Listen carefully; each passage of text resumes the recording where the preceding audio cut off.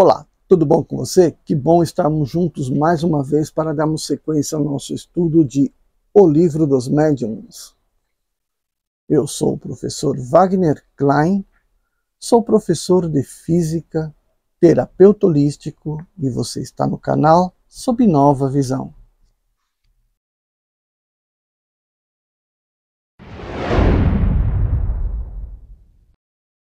Olá, eu quero dar aqui um recado da nossa casa espírita. Se você passa por algum problema, alguma coisa que te aflige, seja de ordem de saúde, ou seja algo pessoal, e que você ainda não encontrou um caminho a seguir, nós oferecemos o nosso atendimento, que pode ser tanto um tratamento vibracional, quanto pode ser um atendimento fraterno. Para que você possa usufruir, faz-se necessário que você nos contate. Então, eu deixo aí o nosso e-mail de contato. E por que o e-mail de contato? Porque você deverá fornecer o seu nome de batismo e sua data de nascimento. Coisa que é alguma coisa bem particular, né? Então, que seja feito por e-mail, que não caia aí nas redes sociais. E também você deve fazer uma pequena descrição do problema pelo qual você está se sentindo aflita, para que nós possamos direcionar o trabalho. Se for de saúde, como eu disse, será um tratamento vibracional. E aí nós a gente te informamos num e-mail de retorno, o momento no qual estaremos aplicando para que você esteja aí preparada para receber. Nesse caso, faz necessário termos uma orientação, já que não nos conhecemos pessoalmente, precisamos de um endereço para orientar esse tratamento. Ah, mas é um tratamento espiritual. Tudo bem, mas mesmo sendo um tratamento espiritual, é necessário que haja uma conexão. Essa conexão pode ser simplesmente pelo envio correto do seu endereço, do seu local onde você estará para receber esse tratamento. E quando você o fizer, quando você escrever o seu e-mail, coloque o máximo da sua atenção, do seu coração, do seu desejo nesse e-mail, porque é muito importante o seu estado vibracional, o seu estado mental, no momento que você faz o seu pedido, tá bom? E aí então nós entraremos em contato com você e daremos uma resposta.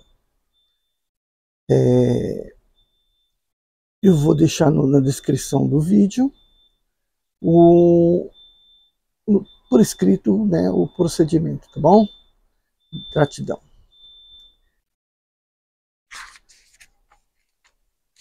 Bom, dando sequência ao nosso estudo, vamos agora para o capítulo 2, Manifestações Físicas, as mesas girantes.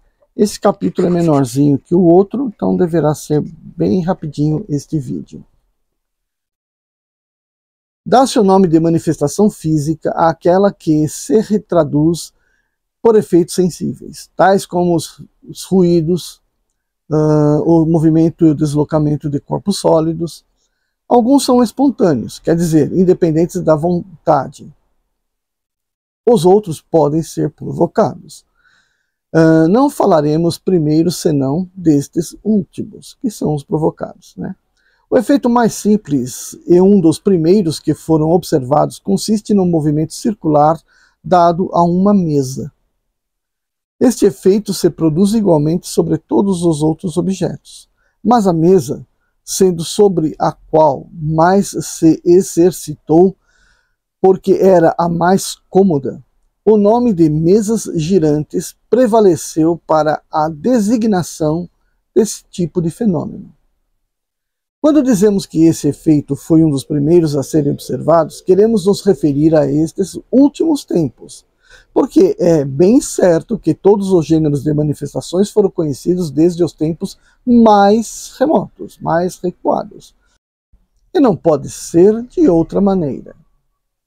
Uma vez que são efeitos naturais, devem ter produzido em todas as épocas. Tertuliano fala em termos explícitos de mesas girantes e falantes. Esse fenômeno, durante algum tempo, alimentou a curiosidade dos salões, depois foi abandonado para passar a outras distrações, porque não era senão um objeto de distração. Duas causas contribuíram para o abandono das mesas girantes. A moda para a qual as pessoas frívolas, que raramente consagram 2 invernos ao mesmo passatempo, e que, coisa prodigiosa para elas, dispensaram 3 ou 4 a este. Para as pessoas graves e observadoras, daí saiu alguma coisa de sério que prevaleceu. Negligenciaram-se as mesas girantes.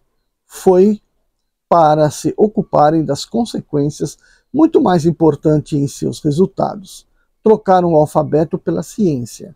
E eis todo o segredo deste aparente abandono do qual tanto ruído fizeram os ridicularizadores. Como quer que seja, as mesas girantes não deixam de ser o ponto de partida da doutrina espírita.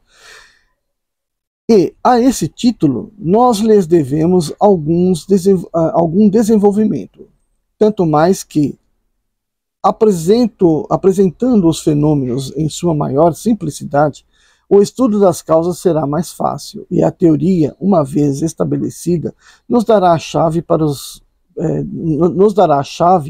dos efeitos mais complicados.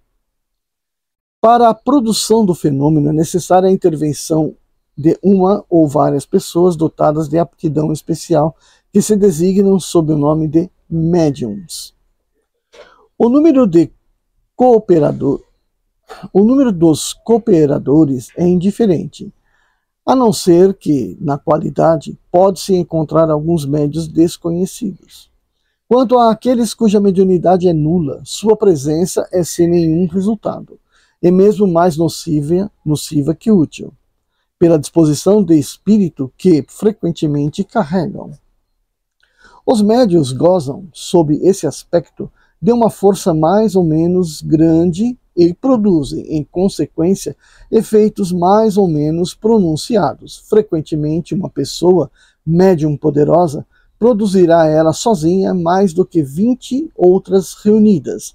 Bastar-lhe a pousar a mão sobre a mesa para que, no instante, se mova, eleve-se, tombe de saltos ou gire com violência.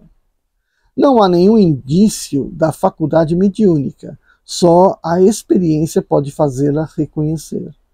Quando em uma reunião se quer ensaiar, é preciso muito simplesmente sentar-se ao redor de uma mesa, pousar as mãos estendidas em cima, sem pressão nem contenção muscular. No princípio, como se ignora a causa do fenômeno, havia-se indicado várias precauções, depois reconhecidas como absolutamente inúteis. Tal é, por exemplo, a alternância dos sexos. Tal é ainda o contato dos dedos mínimos nas diferentes pessoas de maneira a formar uma cadeia não interrompida. Esta última precaução havia parecido necessária quando se acreditava na ação de uma espécie de corrente elétrica. Depois a experiência demonstrou sua inutilidade. A única prescrição rigorosamente obrigatória é o recolhimento, um silêncio absoluto e, sobretudo, a paciência se o efeito se faz esperar. Pode ocorrer que ele se produza em alguns minutos, como pode tardar meia hora ou 1 hora. Isso depende da força mediúnica dos participantes, dos coparticipantes, né? Dizemos ainda que a forma da mesa, a substância da qual foi feita, a presença de metais, da seda, nas vestes dos assistentes, o dia, as horas, a obscuridade ou a luz, etc., são tão indiferentes como a chuva ou o bom tempo. Só o volume da mesa tem alguma importância, mas somente no caso de que a força medianímica, que é a mesma coisa que força mediúnica, tá? Seja insuficiente para vencer a resistência. Em caso contrário, a única pessoa ou uma criança mesmo pode fazer erguer uma mesa de 100 quilos, enquanto que em condições menos favoráveis, 12 pessoas não fariam mover a menor mesinha. Estando as causas neste estado, quando o efeito começa a manifestar-se, ouve-se geralmente um pequeno estalido na mesa. Sente-se como um frêmito, que é um prelúdio do movimento. Parece fazer esforços para desprender-se. Depois o movimento de rotação se pronuncia. Acelerar-se ao ponto de adquirir uma rapidez tal que os assistentes experimentam sérias dificuldades para segui-la. Uma vez estabelecido o movimento, se pode mesmo afastar-se da mesa, que continua a se mover em diversos sentidos, sem contato. Em outras circunstâncias, a mesa se levanta e se endireita, tanto sobre um só pé, tanto sobre o outro, depois retorna docemente na sua posição natural. Outras vezes, ela se balança imitando o movimento transversal ou longitudinal de um barco. De outras vezes, enfim, mas para isso é preciso uma força mediúnica considerável, destaca-se inteiramente do solo e se mantém em equilíbrio no espaço, sem ponto de apoio, erguendo-se mesmo por vezes até o teto, de modo que possa passar-lhe por debaixo. Depois desce lentamente, balançando como faria uma folha de papel, ou cai violentamente e se quebra, o que prova de maneira patente que não se é joguete de uma ilusão de ótica. Um outro fenômeno que se produz muito frequentemente, segundo a natureza do médium, é o dos golpes dados na própria textura da madeira, sem nenhum movimento da mesa. Esses golpes, algumas vezes muito fracos, outras vezes bastante fortes, fazem-se ouvir igualmente nos outros móveis do apartamento, contra as portas, as paredes e o teto. Voltaremos ao assunto num instante. Quando ocorrem na mesa, produzem nesta uma vibração muito apreciável pelos dedos e, sobretudo, muito clara quando se lhe aplica o ouvido. As orelhas, né? Bom, então esse aí é o capítulo 2. Está falando, então, portanto, né, apenas das mesas girantes, né, que são as manifestações físicas. Vou fazer um pequeno comentário aqui, quando ele fala que, a princípio, se acreditava que se fosse uma corrente elétrica que pudesse estar manifestando um movimento tal, e que as pessoas deveriam, de alguma forma, estar em contato uma com a outra, é um típico pensamento que se desenvolve no raciocínio científico. Por mais que se fale, mas não tem nada de científico aí, a pessoa está chutando a possibilidade. Sim, ela está chutando essa possibilidade. Mas veja que ela está procurando uma razão. Então, se ela está procurando uma razão, ela tem que formular algum... formular algum experimento de forma que aquilo possa se evidenciar. Então, tudo bem, acontecia, mas a partir do momento que uma vez aconteceu sem estarem em contato, opa, então aquela premissa lá, aquela situação lá que foi criada inicialmente para que pudesse acontecer, está furada. Então ela pode acontecer sem estar as pessoas ligadas. E por conclusão, não era um fenômeno elétrico que passava pelas pessoas. Outra coisa, questão de trocar ser um homem ou uma mulher, intercalar um homem ou uma mulher para intercalar os sexos, baseado no que? Em que vinha essa ideia, né? Alguma coisa provocou essa ideia nas pessoas, que essa alternância dos sexos pudessem dar aí uma questão de yin e yang, alguma coisa parecida com isso, para poder justificar aquele efeito, né? Então veja que tanto uma coisa quanto a outra tentava provar de alguma forma material, mas esquecendo a questão da inteligência espiritual. Então aquele efeito era uma brincadeira, né? Aqueles efeitos eram brincadeiras. Portanto, não eram ali, naquele momento, já a mediunidade sendo mostrada. Mas a mediunidade aparecendo, certo? Sem ser estudada como mediunidade. Então eram efeitos que aconteciam, que o povo fazia, uma diversão, uma brincadeira. Ó, isso aqui vai dar certo. Então vamos ver se é por causa da eletricidade. Ah, não, tem que alterar o sexo. Então eles tinham as suas ideias lá. Por exemplo, quando Galileu vai explicar uma série de coisas, né? Ele tinha o costume de fazer o quê? Limpar, né, o pensamento das pessoas, né? As coisas que poderiam estar ligadas a um efeito que na verdade não tinha a ver realmente, não dependiam daquilo. Então, o que era relevante e o que era irrelevante. Aquilo que poderia realmente contribuir para o fenômeno e aquilo que era pura especulação, né? Não contribuía com nada.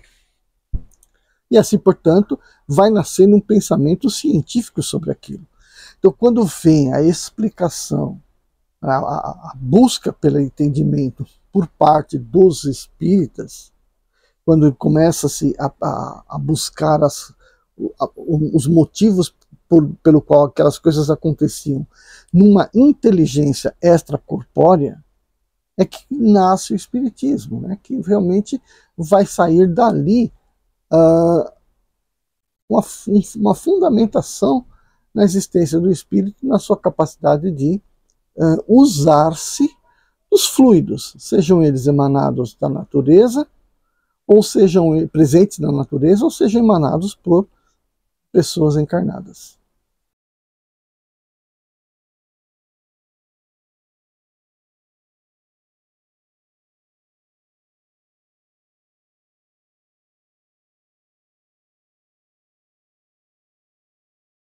Tá?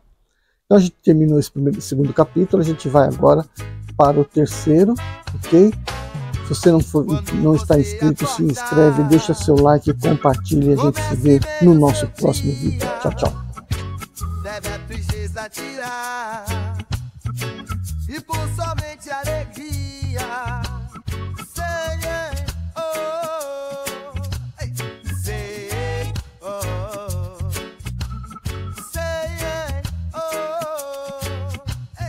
sei, mágoa, tristeza e rancor. Quem gosta eu obsessor.